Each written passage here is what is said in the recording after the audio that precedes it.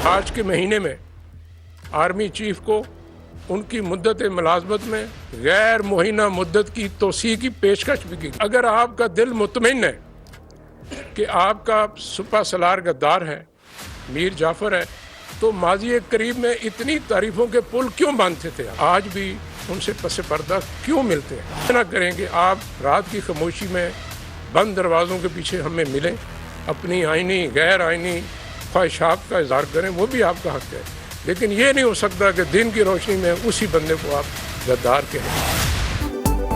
अगर आपका सिपाही सालार गद्दार है तो माजी करीब में तारीफों के पुल क्यों बांधते रहे, छुप कर क्यों मिलते रहे, आर्मी चीफ को गैर मुअय्यना मुद्दत तक तौसी की ऑफर क्यों की? DGISI lieutenant general Nadeem Anjum ने साजिशी बयानिए का पोल खोल कर रख दिया। कहा न्यूट्रल मीर जाफर और जानवर इसलिए कहा जा रहा है कि हमने गैर कानूनी काम से इनकार किया। आईनी इदारे में रहने का फैसला फर्द वाहिद का नहीं, पूरे इदारे का था। मुझसे कहा गया हमारा सबसे बड़ा मसला मईशत नहीं ऑपोजिशन है। ISI चीफ ने बताया सदर मुमलिकत से जिन मुलाकातों का जिक्र किया गया वो मुलाकातें हुई लेकिन नतीजा खेज साबित नहीं हुई।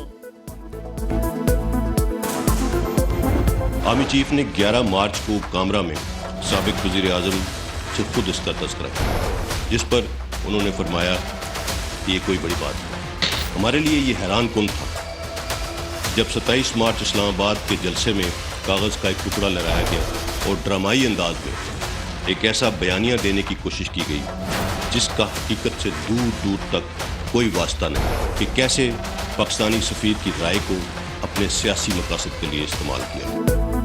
तर्जुमान पाक फौज ने साइफर को मन घड़त कहानी करार दे दिया। लेफ्टिनेंट जनरल बाबर इफ्तिखार ने कहा आर्मी चीफ ने 11 मार्च को साबिक वजीर आजम को साइफर के बारे में बताया। इमरान खान ने कहा यह कोई बड़ी बात नहीं। फिर 27 मार्च को जलसे में कागज का टुकड़ा लहराया गया।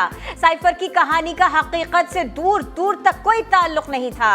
साइफर पर ISI की तहकीकात को अवाम के सामने लाना चाहते थे। साइफर और अरशद शरीफ की मौत से जुड़े हकायक की जड़ तक पहुंचना बहुत जरूरी है। असली इमरान खान आज इंट्रोड्यूस हुआ है पाकिस्तानी कौम से, तफसीली तारफ जो है कराया गया है। एक लम्हे पे गैर मुअय्यना मुद्दत के लिए एक्सटेंशन दे रहे हैं, दूसरे लम्हे जो है गद्दार का। वो तमाम अदारों को अपनी जात का ताबे बनाना चाहता है। इमरान खान ने अदम एतमाद नाकाम बनाने के लिए आर्मी चीफ को गैर मुअय्यना मुद्दत तक एक्सटेंशन की पेशकश की। गैर आईनी इक़दाम से इनकार पर फौजी क़यादत को गद्दार कहा गया। आज इसका असल और तफसीली तारुफ सामने आ गया। वजीर दिफा ख्वाजा आसिफ कहते हैं इमरान खान तमाम लाइनें उबूर कर चुके हैं। फौज के गैर सियासी रहने के फैसले का एहतराम और इसका तहफ़्फ़ुज़ करेंगे। इमरान खान ने आर्मी चीफ को तौसीक की पेशकश देने का एतराफ़ कर लिया। एबारे सदर में मुलाकात, सिपाही सालार से मुलाकात की तस्दीक भी कर दी। कहा साफ शफाफ इंतखाबात के अलावा कोई रास्ता नहीं। असद उमर कहते हैं आर्मी चीफ से मुलाकातों में कोई गैर आईनी मुतालिबा नहीं किया। फौज आईनी दायरे में रहना चाहती है तो यह बहुत अच्छी बात है।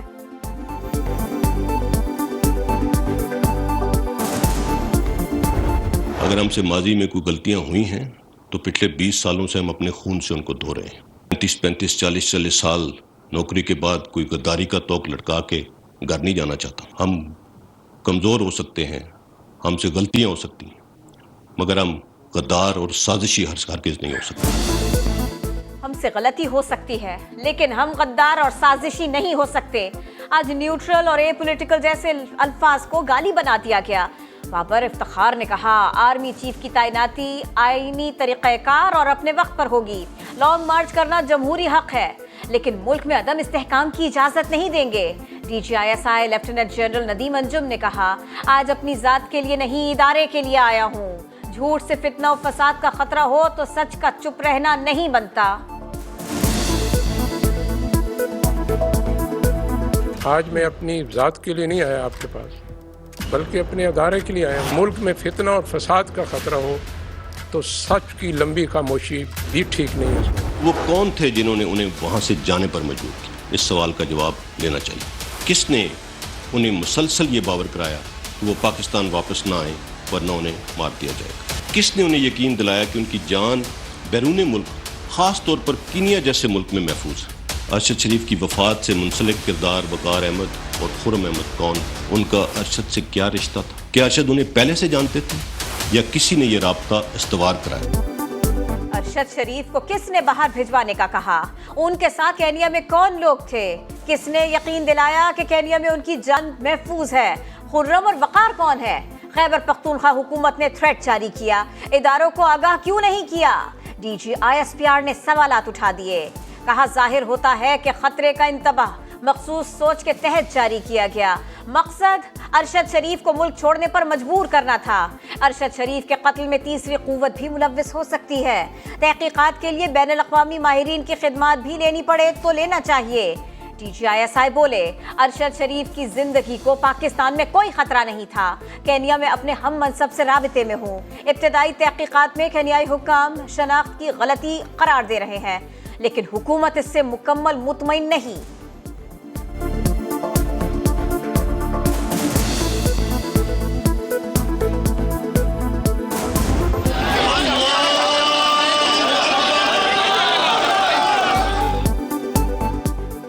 صحافی ارشد شریف کا سفر آخرت اسلام آباد کی فیصل مسجد میں نماز جنازہ ادا کر دی گئی۔ صحافیوں سمیت شہریوں کی بڑی تعداد نے شرکت کی۔ مرحوم کو آہوں اور سسکیوں میں سپرد خاک کر دیا گیا۔ مقتول کی ابتدائی پوسٹ مارٹم رپورٹ سامنے آ گئی۔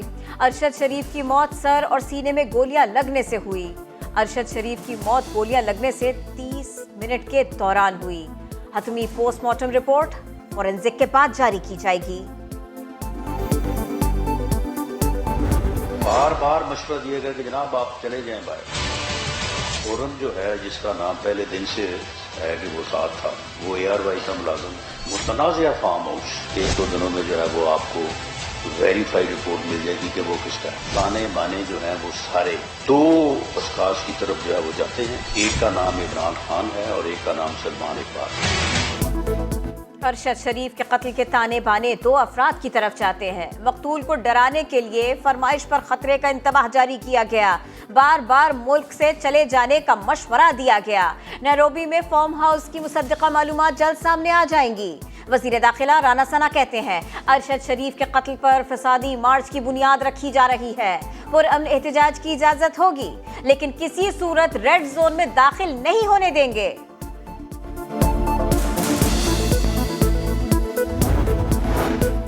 وزیر اعظم شہباز شریف کی زیر صدارت امن و امان سے متعلق اہم اجلاس۔ پی ٹی آئی کے لانگ مارچ سے نمٹنے کے لیے اقدامات پر مشاورت۔ اسلام آباد میں عوام کے جان اور مال کا تحفظ ہر حال میں یقینی بنانے کا فیصلہ۔ اتحادیوں نے لانگ مارچ کے دوران ڈیوٹی پر مامور سیکیورٹی اہلکاروں کو مسلح رکھنے کی تجویز دی۔ معاون خصوصی عطا تارڑ کہتے ہیں عمران خان بند کمروں میں غیر آئینی مطالبات کرتے ہیں۔ لانگ مارچ کا اعلان ارشد شریف کی شہادت کے بعد کیا گیا۔ یہ حقیقی آزادی مارچ نہیں، خونی مارچ ہوگا۔ ابھی بھی ہمارے پاس اطلاعات ہے کہ آپ اسلحے سے لیس آ رہے ہیں اور آپ کے لوگ آپس میں یہ باتیں کر رہے ہیں کہ جی ہمیں خون درکار ہے، ہمیں قربانی درکار ہے۔ یہ خونی مارچ ہے، یہ بالکل حقیقی آزادی مارچ نہیں ہے۔ پی ٹی آئی کے لانگ مارچ سے عدم استحکام کا خدشہ ہے۔ کسی کو طاقت کے ذریعے وفاق پر چڑھائی کی اجازت نہیں دی جا سکتی۔ وفاق اور صوبائی حکومتوں کو آئین کے تحت اتحاد کا مظاہرہ کرنا چاہیے۔ وزارت داخلہ کا صوبائی حکومتوں کو خط، کسی سرکاری ملازم کو لانگ مارچ میں شرکت کی اجازت نہیں دی جا سکتی۔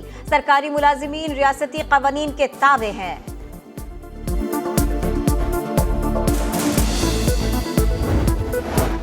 چودھری پرویز الہی پہلے پاکستانی اور اس کے بعد وزیر اعلیٰ ہیں۔ عوام کے جان و مال کے تحفظ کا خیال رکھنا ان کی ذمہ داری ہے۔ چودھری شجاعت حسین کا مشورہ، کہا لانگ مارچ میں کسی قسم کا فساد پیدا نہیں ہونا چاہیے۔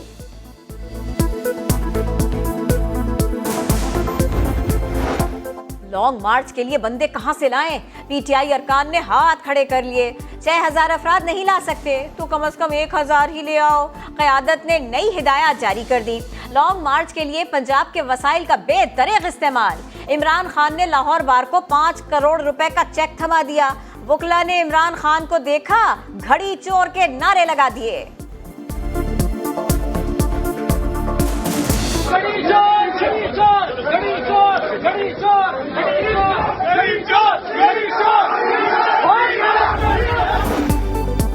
2019 کے بعد عمران خان نے عرب ممالک سے ملنے والا کوئی تحفہ ظاہر نہیں کیا۔ توشہ خانہ کے سرکاری ریکارڈ میں تہلکہ خیز انکشاف۔ سابق وزیر اعظم نے 2019 سے 2021 تک عرب ممالک کے 10 دورے کیے۔ سابق خاتون اول بشرا بی بی بھی ان کے ساتھ ہی رہیں۔ انہوں نے صرف ایک دورے میں ملنے والے تحائف ظاہر کیے۔